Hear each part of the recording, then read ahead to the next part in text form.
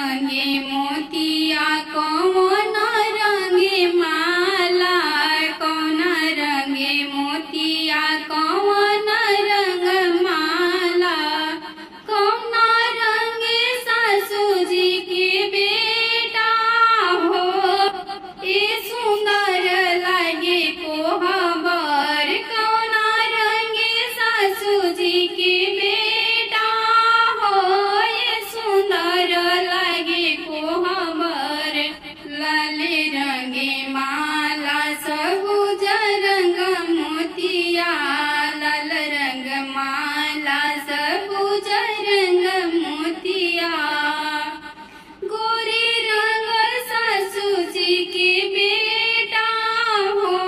ये सुंदर लागे कोहबर, गोरे रंगे सासू जी के बेटा हो,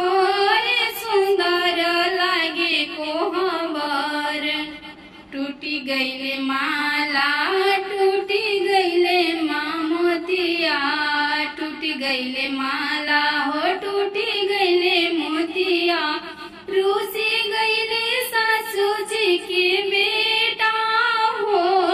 ये सुंदर लागे कोहबर, रूसी गईले सासू जी के बेटा हो, ये सुंदर लागे कोहबर। जोड़ी देबो माला जोड़ाई देबो मोतिया, जोड़ी देबो माला जोड़ाई देबो बतिया, मनाई लेबो सासू जी के